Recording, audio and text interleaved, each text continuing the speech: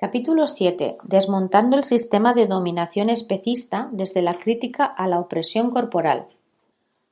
7.1. ¿Por qué es importante el cuerpo en el estudio de la opresión? Cita. Los límites del cuerpo dibujan a su escala el orden moral y significante del mundo. Pensar el cuerpo es otra manera de pensar el mundo y los lazos sociales. Una alteración de la configuración del cuerpo significa una alteración de la coherencia del mundo. Le Breton, 2011, página 284. La negación del cuerpo en los modos somáticos de atención. Antes de explicar la relevancia del cuerpo en el estudio de la opresión, me gustaría señalar que este ha sido históricamente negado, subordinado y consecuentemente relegado a un segundo plano en el ámbito académico. No constantemente, este lugar secundario guarda una estrecha relación con la ontología binaria imperante, que normativiza y regula el mundo a partir de la disociación del cuerpo y la mente como entidades separadas. En su artículo Conocimiento del cuerpo, Michael Jackson va todavía más allá cuando sostiene la negación histórica de lo somático. Cita. La cultura ha servido entonces como una indicación para demarcar, separar, excluir y negar. Y aunque la categoría natural de lo excluido se mueve, según las diferentes épocas, entre campesinos, bárbaros, trabajadores, gente primitiva, mujeres, niños, animales y artefactos materiales, una temática persistente es la negación de lo somático, un girar de ojos ciegos sobre los aspectos físicos del ser, donde nuestro sentido de la separación y la distinción se desdibuja más rápidamente. 2010, páginas 61 y 62. En el presente trabajo recupero algunas aportaciones provenientes de la antropología del cuerpo, pues pienso que en gran medida son extensibles y apropiadas para el estudio de las relaciones de opresión interespecíficas. Me propongo situar a los cuerpos, humanos y no humanos, en el centro de la discusión, teniendo presente el interrogante de Wendy Harcourt cuando se pregunta ¿cuáles son los cuerpos que merecen atención académica? En Harcourt, 2010, página 26. Estudiar los cuerpos de los animales no humanos me lleva necesariamente, como advierte la filósofa Claire Palmer en el 2001, a referirme a la interpretación que como humanos hacemos de ellos, a los diversos discursos sobre los animales no humanos y cómo de estos les entendemos, clasificamos y construimos. Cita. Tenemos que hacernos preguntas como ¿cómo son los animales constituidos como objetos de nuestro conocimiento? ¿Cómo estamos constituidos como sujetos en relación a nuestro conocimiento de los animales? ¿Está nuestro discurso sobre animales relacionado con nuestra construcción de nosotros mismos como sujetos humanos? Palmer, 2001, páginas 346-347. La psicóloga, escritora y activista fundadora del Vine Sanctuary, Patrice Jones, 2005b, argumenta que vivimos en una cultura del trauma y que la violencia que la sustenta se basa en la desconexión. Estamos desconectados de nuestros propios cuerpos y de los cuerpos de otras. Cita. En el corazón del problema está la alienación, la separación y la disociación. El distanciamiento es a la vez causa y consecuencia del problema. Estamos desconectadas de la tierra, de otros animales, entre nosotros y con nosotras mismas. Esas desconexiones nos permiten hacer cosas terribles a la tierra, los otros animales, entre nosotras y a nosotras mismas. Hacer esas cosas terribles aumenta el distanciamiento y el círculo de violación y separación continúa. Y a la hora de estudiar el cuerpo, considero especialmente relevante esforzarme por recuperar las conexiones, los vínculos corporales que nos unen y a través de los cuales existe un continuum de violencia corporal que afecta de forma diferenciada pero definitiva a las diversas corporalidades. En esta línea, el fenomenólogo Merleau-Ponty acuñó el concepto de modos somáticos de atención como una forma de atender el cuerpo no solo como objeto aislado de estudio, sino entendiendo el papel del propio cuerpo en la interrelación con otros cuerpos. En palabras de Thomas J. Sordas, los modos somáticos de atención son modos culturalmente elaborados de prestar atención a y con el propio cuerpo, en entornos que incluyen la presencia corporizada de otros. Debido a que la atención implica tanto un compromiso sensorial como un objeto, debemos enfatizar que nuestra definición de trabajo se refiere tanto a prestar atención con como prestar atención a el cuerpo. Sin duda debe ser ambas cosas. La noción de modo somático de atención amplía el campo en el cual podemos mirar los fenómenos de la percepción y la atención, y sugiere que prestar atención al propio cuerpo puede decirnos algo sobre el mundo y sobre los otros que nos rodean. Debido a que no somos subjetividades aisladas atrapadas dentro de nuestros cuerpos, sino que compartimos un entorno intersubjetivo con otros, debemos también especificar que un modo somático de atención significa no solo atención a y con el propio cuerpo, sino que incluye la atención a los cuerpos de otros. Nos interesa la elaboración cultural del compromiso sensorial, no nuestro propio cuerpo como un fenómeno aislado. 2010, páginas 87-88. Es desde este punto de encuentro corporal que trasciende el yo individual desde donde me propongo este estudio de los cuerpos no humanos.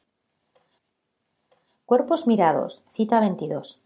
Concibo aquí la mirada en un sentido antropológico, más allá del sentido de la vista, como la percepción de un otro, la lectura corporal de la otra, desde un lugar cultural situado y no neutral. La deconstrucción de la mirada hacia las corporalidades otras. Me aproximaría a los cuerpos no humanos en tanto cuerpos políticos, rescatando la clásica concepción feminista de los cuerpos como, cita, lugares de existencia social y resistencia política. Harcourt, 2010, página 31. Y como cuerpos sujetos, entendiendo el sujeto, cita, desde una concepción que trasciende la idea clásica en Occidente, constituida sobre la base, cita, de un sujeto soberano, imperialista, protagonista de una narrativa hegemónica que representaría la autoridad, la legitimidad y el poder exclusivos y sería el propietario del habla. En Medina 2002, páginas 39-40, en Esteban 2013, páginas 66-67.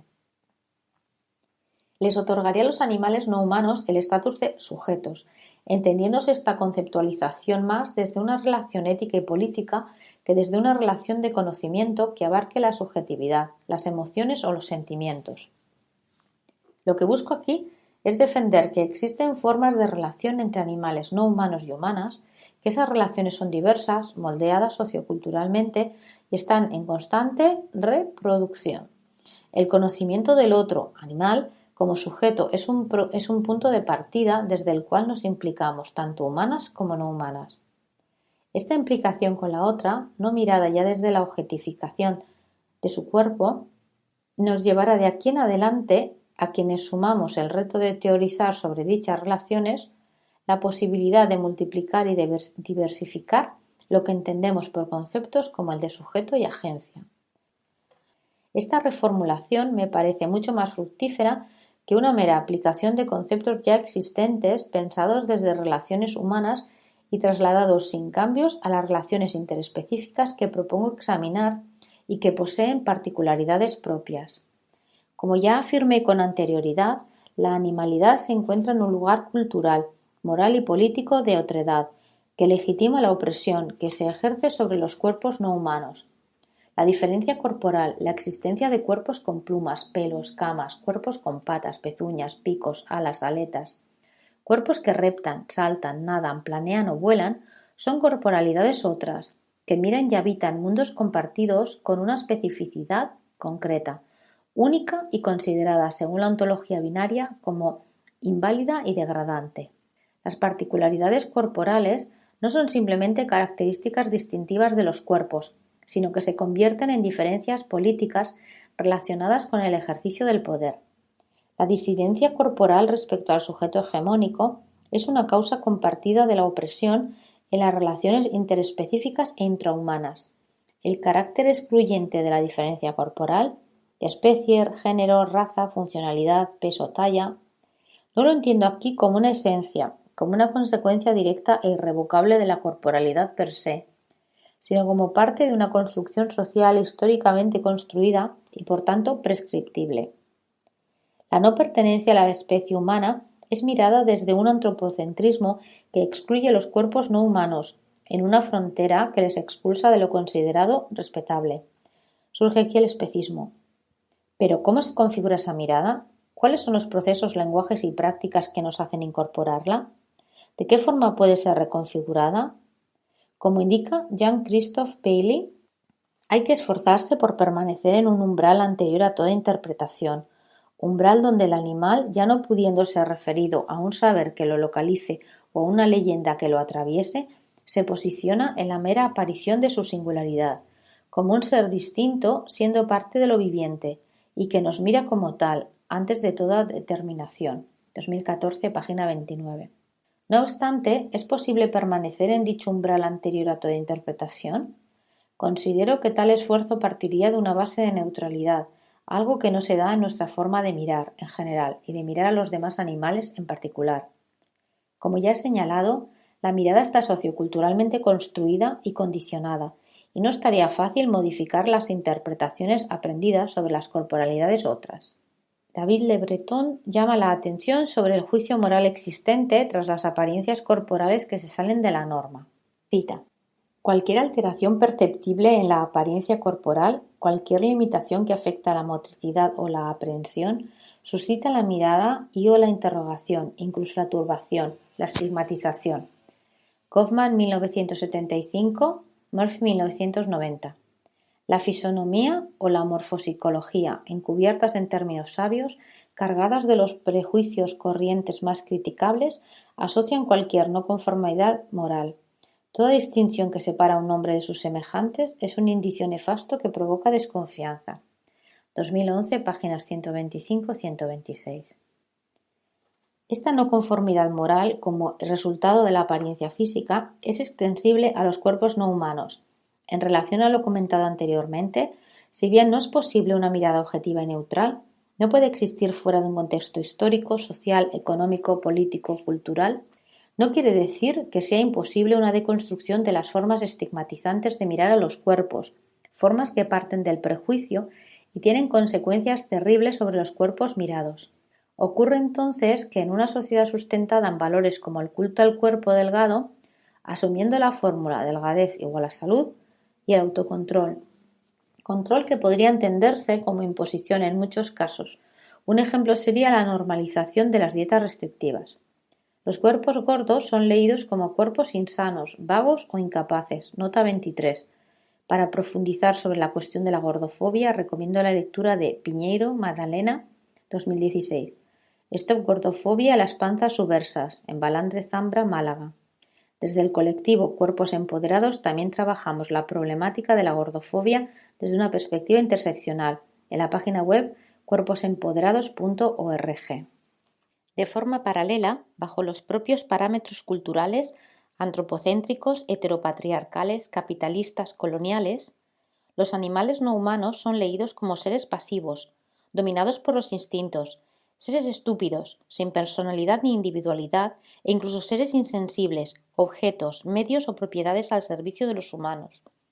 Torres lo expresa de forma muy evidente cuando afirma: los animales, como otros grupos oprimidos, están atrapados en estas dinámicas violentas. La explotación de ciertos grupos humanos y de los animales estarán a disposición de los deseos humanos, incluidos los más triviales.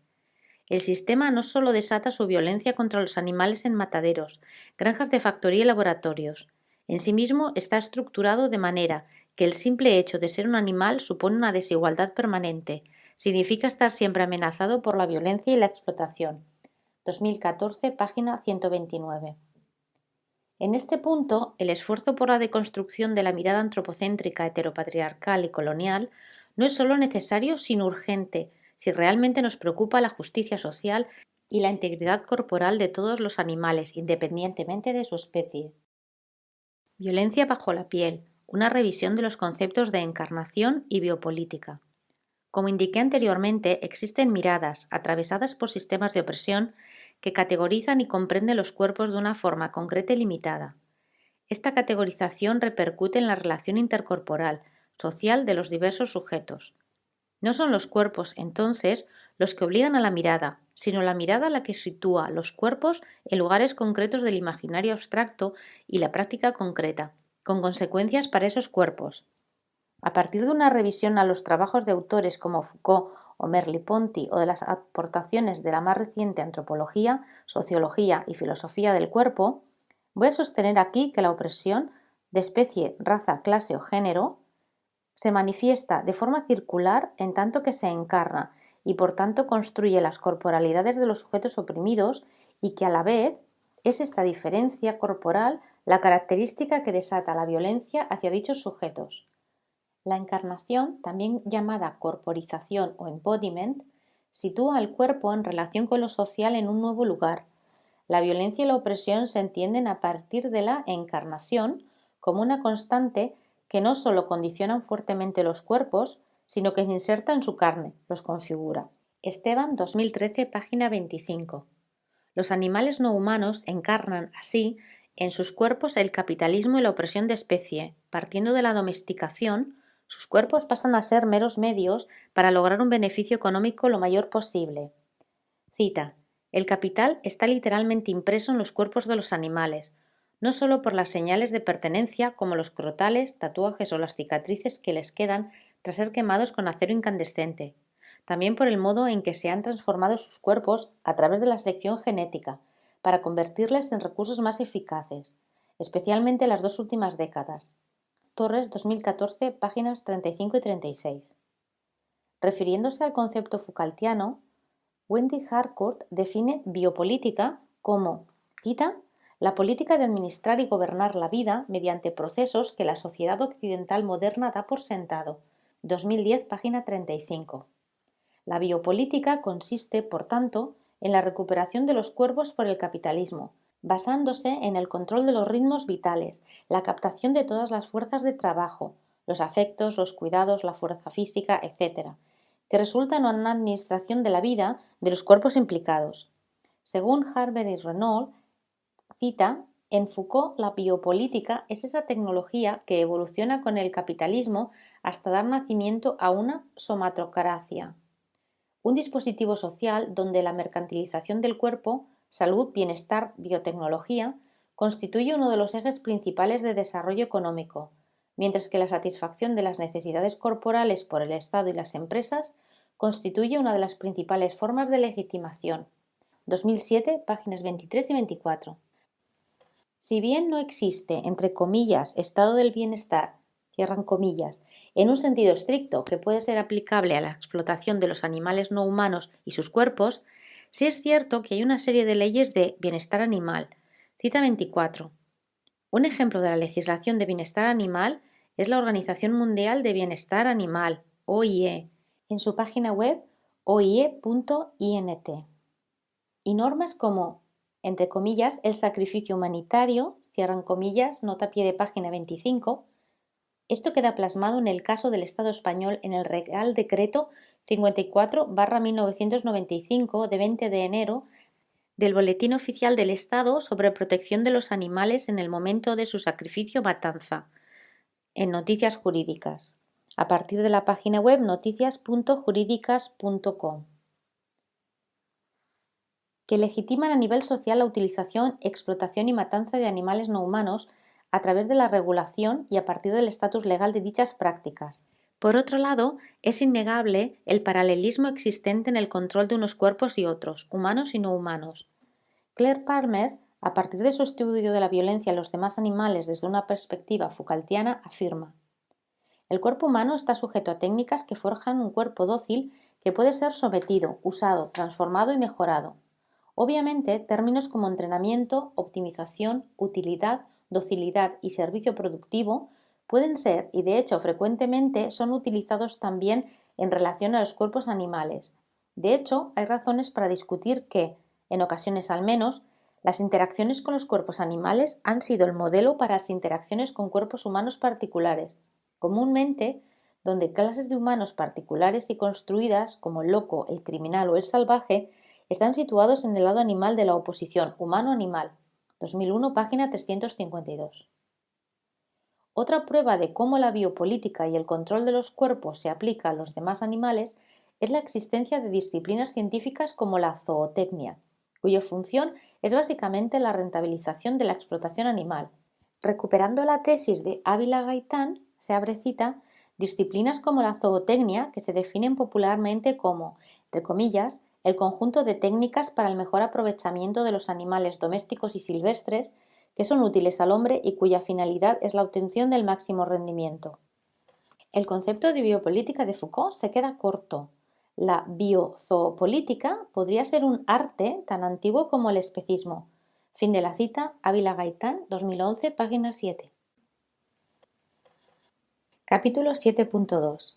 El sistema de dominación especista. Cita. Un cuerpo de oprimida, oprimido, que no tiene forma fija, directamente reconocible, sino que obliga cada vez a precisar las condiciones coyunturales que producen la opresión. No distinguir, por ejemplo, la imagen de un muerto de la imagen de otro muerto, la imagen de un cuerpo sufriente de la imagen de otro cuerpo sufriente. Postular una equivalencia cuantitativa, 1 es igual a 1. Ateniéndose solo a las apariencias visibles, no le hace justicia a la diferencia por la cual el sentido histórico y político de dos muertos, de dos cuerpos, puede no ser idéntico.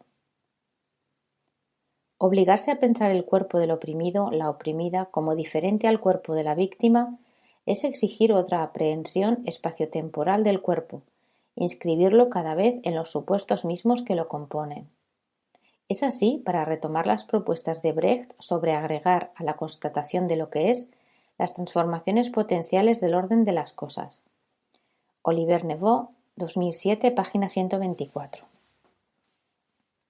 Con anterioridad me referí al sistema de dominación especista como la maquinaria estructural que se extiende a los ámbitos económico, político, social, cultural y moral, que articula toda una serie de ideologías, miradas y prácticas violentas hacia los animales no humanos. Me interesa el concepto sistema porque considero relevante incidir en las dimensiones estructurales de la opresión, resultantes de la dicotomía humano-animal como categorías contrapuestas.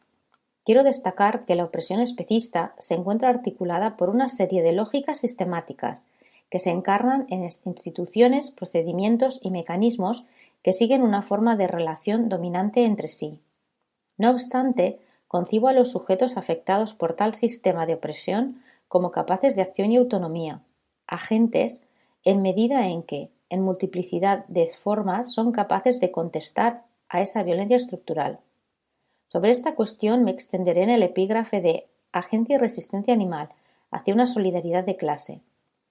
Sobra decir que el sistema de dominación especista es parte de un sistema económico político capitalista, pues se organiza en torno a la obtención de la máxima plusvalía o beneficio económico a partir del uso objetificado de los cuerpos animales. Ávila Gaitán prefiere, sin embargo, el concepto de máquina de jerarquización, pues señala, cita, revela la fluidez de un conjunto de elementos articulados más o menos estables. La máquina no tiene la rigidez de la estructura, ni desaparecen los sujetos que la componen, lo que tiende a suceder con el sistema. Antes bien, depende de ellos, ellas, y se acopla con otras máquinas para dar resultados inesperados. Ávila Gaitán, 2011, página 4. Coincido con Ávila Gaitán en el acoplamiento y coordinación entre máquinas de jerarquización, sistemas de dominación sustentados bajo la construcción simbólica de la superioridad propia de la ontología binaria. El mecanismo que construye la superioridad humana sobre el resto de especies animales no está disociado del que construye dicha superioridad en base a la raza, clase social o género, entre otras. Cita. El patrón fundacional es el mismo, el poder, el trato de uno u otra como un medio y no como un fin en sí mismo, la satisfacción de los intereses a costa de los de otros y otras. Ávila Gaitán, 2011, página 2. El sistema de dominación especista funciona desde la ubicación de los animales humanos como seres ajenos al mundo animal. A través de todo un entramado discursivo que analizaré más adelante, se adopta la concepción de los animales humanos como externos a la animalidad y a partir de tal separación se objetiviza los cuerpos no humanos y se legitiman toda una serie de prácticas violentas hacia ellos. La psicóloga Romina Kachanowski, 2013, estudia la violencia especista como, cita, el vínculo de relación asimétrico y opresivo que ejercen los humanos hacia los demás animales, fin de la cita. La autora explica el sistema de dominación especista a partir de la metáfora del árbol. En base a la imagen de un árbol, en las raíces encontraríamos el antropocentrismo, el tronco sería el especismo y finalmente las ramas, flores y frutos serían la violencia especista, la cara más visible de todo un sistema de opresión complejo y con miles de años de antigüedad. Para Kachanowski, la violencia especista se puede clasificar en diferentes tipos: la violencia directa, subdividida en física, cuerpo a cuerpo, psicológica, ruptura de la integridad del sujeto, y espacial, restricción del espacio. Indirecta, la demanda de violencia a intermediarios a cambio de dinero. Colateral, generada a partir de hábitos humanos que atentan contra las vidas de los animales no humanos, como podría ser la obtención de aceite de palma o la minería para la vida de los orangutanes. Estructural, ejercida a gran escala, y la discursiva, que justifica a partir del discurso la desconsideración moral de los demás animales. Me interesa en concreto cuando Kachanowski se refiere al carácter estructural de la violencia especista y acuña el concepto de especidio, que define como, cita, el exterminio o la eliminación sistemática, total o parcial de animales no humanos por motivos de especie. Fin de la cita. El episodio se convierte en el acto último del sistema de dominación especista y tiene su correlato con el etnocidio, feminicidio o travesticidio. Todos ellos invenciones modernas por su característica racionalidad y sistematicidad.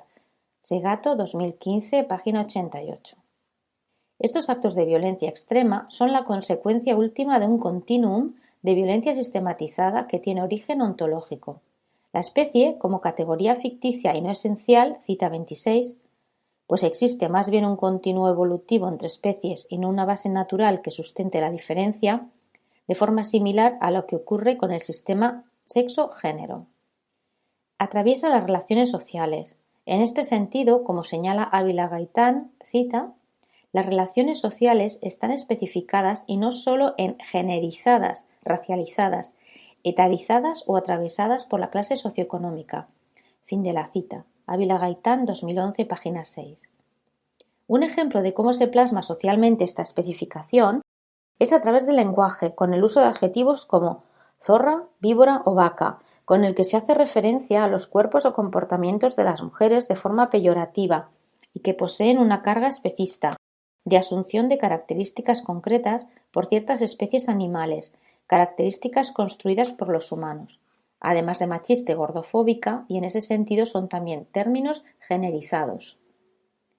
El sistema de dominación especista es, entonces, la maquinaria estructural, instituciones, trabajadores, consumidoras, medios de comunicación, discursos, que permite y efectúa en la práctica todo el proceso desde el cual un animal no humano nace siendo considerado un objeto propiedad para ser explotado hasta el momento final en que su cuerpo se convierte en un producto, sea este un trozo de carne, una entrada al zoo, un medicamento experimentado sobre él/ella o unas botas de cuero, por poner algunos ejemplos. Voy a sostener aquí que el sistema de dominación especista permanece en funcionamiento gracias a tres ejes principales: el ocultamiento, los discursos de verdad y la desconexión. El ocultamiento del que se vale el sistema de dominación especista es de varios tipos. Por un lado, existe un ocultamiento físico, arquitectónico de los lugares donde se produce la cría, domesticación, explotación sistemática y el asesinato masivo de los animales no humanos. Este ocultamiento variará según el tipo de institución a la que nos aproximemos. Si bien las granjas industriales, criaderos y mataderos suelen estar a las afueras de las ciudades, los animalarios o laboratorios de experimentación suelen estar dentro de edificios céntricos, pero tremendamente ocultos y vigilados. Cita: los centros de reclusión siempre están lejos, lejos de las miradas indiscretas. Los laboratorios de experimentación animal, por ejemplo, suelen estar cerca de los núcleos urbanos, cuando no están dentro de las mismas ciudades. Pero es tal el celo con el que son resguardados de la vista de la gente que casi nadie sabe que están ahí. No hay letreros, no hay ventanales, no hay indicio alguno de su existencia. Más bien al contrario, hay puertas, cerraduras, llaves, videocámaras, más puertas, más persianas, vigilantes, etc., que hacen que, aunque se encuentran cerca, estén lejos. Asamblea Antiespecista de Madrid, 2014, página 49. La mayoría de nosotras desconoce, por regla general, cómo son los lugares donde se producen muchos de los productos de origen animal que consumimos. No sabemos cómo funciona ni en qué consiste la explotación de los animales no humanos. La Asamblea Antiespecista de Madrid, en su estudio comparativo sobre las prisiones de animales humanos y no humanos, señala la similitud entre la fisonomía de diversos tipos de prisiones. Si alguna vez has visto una cárcel, sabrás que son exactamente como todos pensábamos que serían. Muros altos, rejas, puntos de control, videovigilancia, ventanas pequeñas, más rejas. y una sensación muy miserable en el ambiente. Si alguna vez has visto una granja de las de verdad, no de las de anuncios de la tele, sabrás que son muy parecidas a las cárceles.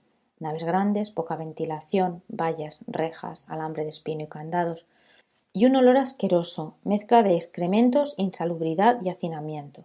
2014, página 42. El camuflaje y la inaccesibilidad a estos lugares mantienen la distancia física entre el animal y el producto, y con la distancia física se favorece también la distancia emocional. Cita: el simple hecho de no ver hace que muchas veces se olvide esta realidad. Asamblea Antiespecista de Madrid, 2014, página 36.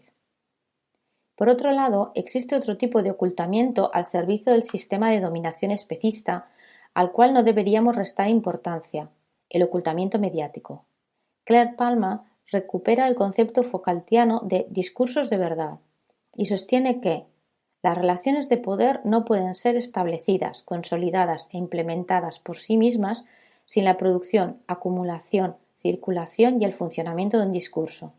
Son las relaciones de poder que producen discursos de verdad. La verdad delineando qué puede ser pensado y dicho y qué se mantiene no pensado y por tanto no dicho dentro del cuerpo social. Fin de la cita, Palmer, 2001, página 343. Estos discursos de verdad alejan del debate social la cuestión del especismo y la consideración moral hacia los animales no humanos. El ocultamiento mediático funciona con la creación de mitos y se pone de perfecto manifiesto a través de las publicidades y el lenguaje.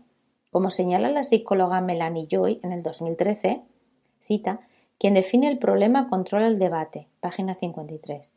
Se refiere entonces Joy a Timothy Cummings, veterinario de aves de explotación y profesor clínico en la Universidad Estatal de Mississippi, cuando éste reconoce el poder del lenguaje de cara a los, comillas, ataque de los activistas por los derechos de los animales. Se cierran las comillas, vuelven a abrir comillas, en vez de cortar el pico de un pollo, deberían acondicionarlo, para que el proceso pareciera más un tratamiento de belleza que una desfiguración. El matarife de apoyo, el trabajador responsable de matar a las aves que siguen vivas tras pasar por el matarife automático, debería pasar a llamarse operador de cuchillo, y el término exsanguinación debería sustituir a desangrarse hasta morir. Cita de Joy, 2013, página 53. Los discursos de verdad a favor de la superioridad humana que justifican el uso de los demás animales son discursos hegemónicos y cuentan como tal con mecanismos de autolegitimación. Algunos de estos mecanismos son las 3 Ns, según Joy en 2013, y la vejefobia, Cora en el 2014. Nota de pie de página. Para ampliar el concepto de vejefobia, recomiendo la conferencia Cora J del 2013, llamada Vejefobia, What is it?, en la Conferencia Internacional de Derechos Animales en Luxemburgo del 2013. La psicóloga Melanie Joy señala la existencia de las 3 Ns de la justificación en torno a los discursos sobre el uso de los demás animales para fines humanos. Las 3 N de la justificación. Comer carne es normal, natural y necesario. Las 3 Ns se han invocado para justificar todo tipo de sistemas de explotación, desde la esclavitud hasta el holocausto nazi. Cuando la ideología está en auge, estos mitos apenas se cuestionan. Las 3 Ns actúan como anteojeras que nos ocultan las discrepancias entre nuestras creencias y nuestras conductas hacia los animales, y que, en caso de que las detectemos, nos las explican. En 2013, página 101.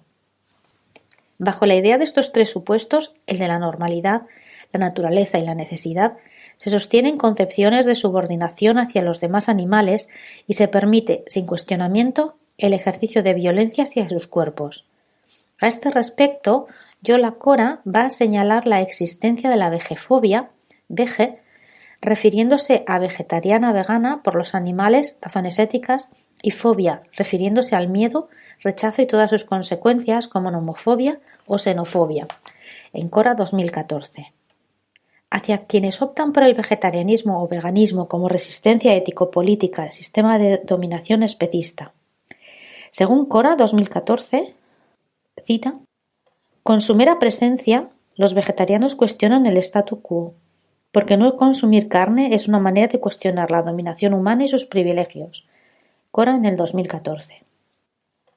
La vejefobia se expresa en forma de microagresiones cotidianas, burlas, parodias, consejos, rechazos, solidaridad contra las vegetarianas, cuestionamientos constantes del discurso antiespecista o de respeto a los animales. Y funciona cuando frena la difusión y distorsiona el debate sobre la opresión de los animales no humanos. Muchas personas dejan de ser vegetarianas o veganas por la presión social que conlleva, pues no todo el mundo tiene herramientas ni disposición para lidiar con ella. Cora en el 2014 realiza un paralelismo entre la vejefobia y otras fobias con intención de detectar mecanismos similares que se producen al cuestionar ciertos sistemas de opresión, como el heteropatriarcal o el especista en este caso.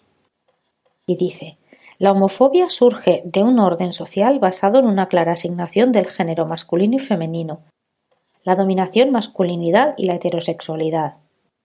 Quiere suprimir la homosexualidad masculina y femenina, a través de ridiculizar, ocultar, atacar, porque constituye una amenaza para los ideales de género dominantes y para la dominación patriarcal. De manera similar, la vejefobia surge de un sistema basado en una estricta diferenciación entre animales y humanos, en la negación a considerar los intereses de los animales. La gente pregunta a los vegetarianos: ¿qué comes?, con la misma combinación de incomprensión y perplejidad que preguntan a las lesbianas: ¿qué hacéis?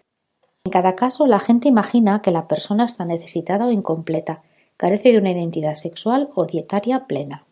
Fin de la cita. Si bien este paralelismo puede ser importante para poner sobre la mesa los mecanismos de defensa y ataque especistas que despiertan las veganas y vegetarianas, me parece problemático realizar un paralelismo a la ligera con otras opresiones, como pueden ser la homofobia, gordofobia o xenofobia, bajo las cuales las personas que reciben ese ataque son los sujetos directamente afectados por esa opresión y no personas solidarias con la opresión de otros, como en el caso de la vejefobia. Esta diferencia cualitativa me parece que debe ser tomada en cuenta.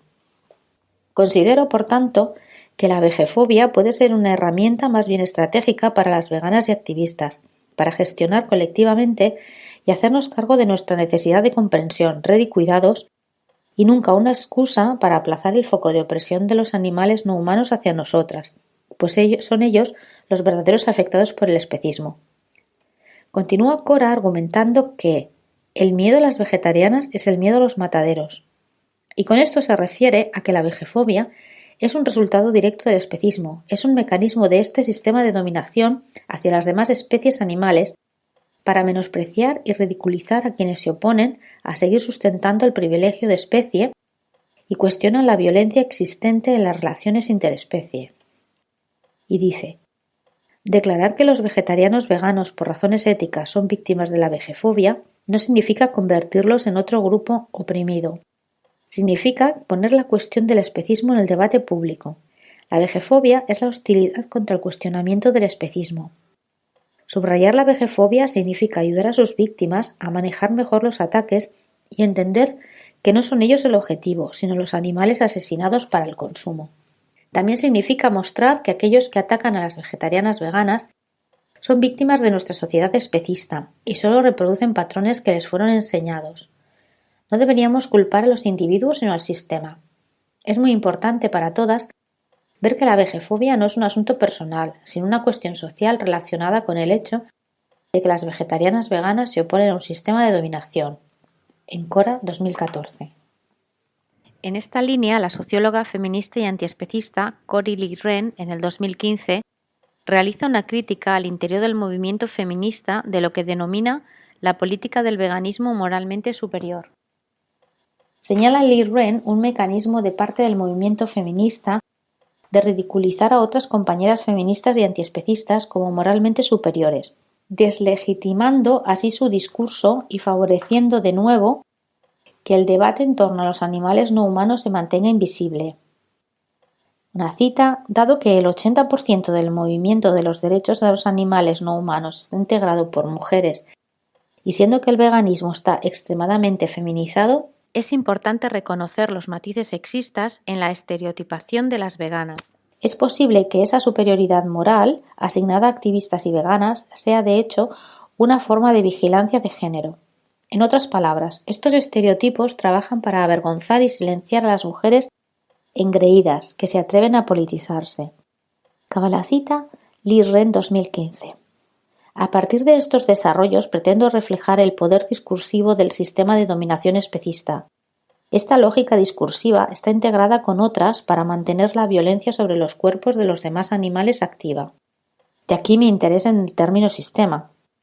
La burla hacia una persona vegetariana y la máquina que corta la garganta de un cerdo en la cadena del matadero es simplemente un continuum del mismo sistema de dominación. Entender esto es importante de cara a que los movimientos de liberación animal seamos capaces de generar estrategias de cuidados, apoyo mutuo y respuestas políticas ante la reproducción de las violencias del sistema de dominación especista. En este sentido, tengamos presente que preocuparse por la opresión de las demás no debería ser algo que ocultar o que minimizar. El compromiso para acabar con la injusticia debería ser algo de lo que estar orgullosa. Lee Ren en el 2015. A continuación voy a profundizar en el tercer eje del que se vale el sistema de dominación especista, la desconexión. Indica Patrice Jones que, cita, en elevarnos a nosotros mismos sobre otros animales y fuera del mundo, hemos creado divisiones dentro de nosotras mismas, así como entre nosotras mismas y el resto del mundo natural. Estos abismos son tanto causa como consecuencia de lo que llamo cultura del trauma, con la cual me refiero al conjunto de creencias y prácticas que están enraizadas en y reproducen divisiones antinaturales. 2007, página 8. Por su parte, Joy, en el 2013, se refiere al término de disonancia cognitiva para definir nuestras relaciones con el resto de animales. Joy advierte que, si bien estas relaciones están cargadas de ideología, existe una desconexión entre los acontecimientos y los procesos que les preceden. Por ejemplo, cuando comemos un filete o un trozo de carne, no estamos pensando en cómo era el animal al que pertenecía ese cuerpo, qué gustos e intereses tenía y cómo fue su vida o su muerte. Los valores y los hábitos entran en contradicción, se desconectan. Joy se refiere entonces al concepto anestesia emocional como, cita, el proceso psicológico por el que nos desconectamos mental y emocionalmente de nuestra experiencia. Acaba la cita, Joy 2013, página 25. La anestesia emocional, de forma resumida, realiza un proceso de paso desde la empatía a la apatía, de aprender a no sentir. Advierte Joy que la anestesia emocional no es negativa per se. Cita, es adaptativa, entre paréntesis destructiva, cuando se utiliza para permitir la violencia, incluso cuando dicha violencia ocurre en lugares tan lejanos como las fábricas en que se convierte a los animales en comida. Acaba la cita, Joy 2013, página 25. La autora feminista y antiespecista Carol J. Adams, en el 2010, presenta la teoría del referente ausente, que se fundamenta en la difuminación o ausencia del individuo, mujeres y animales no humanos según su análisis, como referente del producto consumible final. Cuerpos femeninos en la industria alimentaria. La eliminación del referente permite que se ejerza la violencia y dominación sobre estos cuerpos sin que seamos del todo conscientes de ello. Señala Adams 3 etapas del proceso de pérdida del referente. Cosificación, alguien se convierte en algo. Fragmentación, división o desprecio del cuerpo a través de los cuales la parte cobra autonomía frente al todo. Unas piernas bonitas. O un jamón pierden su relación con mujer y cerdo. Y consumo, momento en que los cuerpos quedan reducidos a un producto. Hamburguesa, spot publicitario, trozos de carne sobre los que ejercer violencia. Cita de Jauría 2015, página 11. Al echar un vistazo a algunas experiencias de personas que trabajan encerrando, explotando y o asesinando animales, como los matarifes, podemos dar cuenta del peso de dicha desconexión, así como la inserción de las relaciones de poder en todo un complejo entramado organizacional. Según el análisis de poder que recoge Palmer, cita, Foucault elige analizarlo y tomarlo como modelo, no como algo ejercido desde lo más alto o el centro, y que se desliza hacia abajo a través de la sociedad, sino más bien como una red de relaciones desde abajo, o los extremos donde el poder se convierte en capilar en sus formas locales e instituciones de poder por las que son invertidas, colonizadas, utilizadas, intricadas, por mecanismos más generales y por formas de dominación global. 2001, página 343. Quienes interactúan de forma directa con los animales lo hacen desde la desconexión. Por un lado, el hecho de pertenecer a una estructura jerárquica mayor les permite evadirse de la propia responsabilidad para ser una pieza más de la cadena. Cita: el caso de casi todas las personas que se dedican a encerrar, existe una jerarquía a la que obedecen y a la que simplemente no se resisten. De esta forma, los carceleros no se consideran a sí mismos individuos proactivos, sino agentes o ejecutores al servicio de la jerarquía de instituciones penitenciarias o de la empresa de explotación animal, de la sociedad y el sistema. Asamblea Antiespecista de Madrid, 2014, 78. Por otro lado, la desconexión se expresa junto con la construcción de una alteridad en relación al otro, animal no humano en este caso, alimentando la idea de una superioridad que justificaría el uso, la violencia y la desconsideración hacia los intereses de los demás animales.